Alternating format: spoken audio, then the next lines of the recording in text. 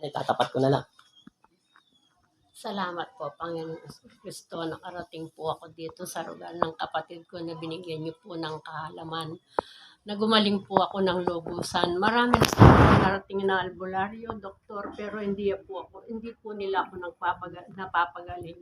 Dito lang po ako gumaling ng lubusan. Salamat po, Diyos ko, tinuro niyo po ang dahan na makarating po sa kanyang bahay. Salamat po, salamat, Panginoon. Ulitin ko po na ha. Hindi ako ang nagpagaling sa inyo, kundi ang yung pananalig at pananampalataya.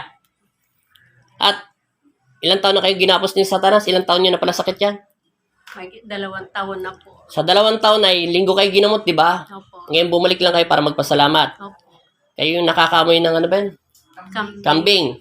Pero hindi nyo sukataklay na kayo ay kinukulam. Opo. Ito lang mapapayo ko sa inyo, Nay. Hindi ko na kukunin lahat ng detalye nyo kasi ayoko po ng away.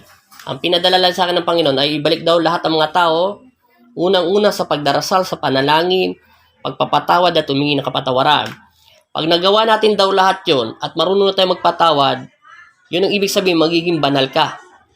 Hanggang hindi ka marunong magpatawad at hindi ka parang humingi ng kapatawaran sa Panginoon at hindi mo ginagalang ang kanyang katawan, hindi ka pa rin magiging banal.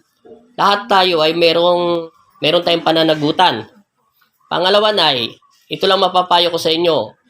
Minsan, lahat tayo dapat tumulong sa ating pamilya. Pero pag minsan meron talaga tayong pamilya, kapatid, na tinatapakan natin, ibig sabihin, hindi ka pa rin humingi ng kapatawaran, tumutulong pa pero wala pa rin. Minsan, hindi tayo pinapakinggan ng Panginoon, totoo yun. Ang Diyos, ang pinapakinggan mo lang, yung demonyo at sarili mo. Kahit anong trabaho mo, tapos nagbibigay ka kayong ano-ano, pero sinusumbat mo pa rin, hindi ka pa rin pagpapalain. Totoo po yun Kasi sa dami ko nang ginagamot, nagtataka ako bakit sila nagkakasakit. Minsan tinatanong ko ang sarili ko sa Panginoon, bakit po ganun? Nagbibigay sila, tapos kasi minsan nanunumbat sila.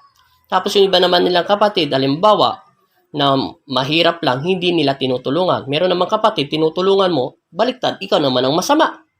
Kaya ang dapat mong laging tatandaan, ang lagi lang sinabi sa akin ng Panginoon, lagi lang daw tayo magdasal, humingi ng kapatawaran, alagaan ang kanyang sarili, at magpatawad, at ibibigay ng Diyos ang nararapat para sa atin.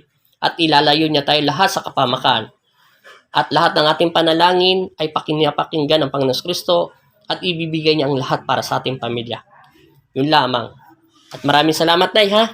Lagi kayo magdasal, ha? Hindi na kayo okay na pakiramdam nyo? Sigurado?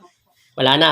Wala na po. Salamat sa Panginoon Kristo, sa ngalan ng Pong Jesus Nazareno na, ha?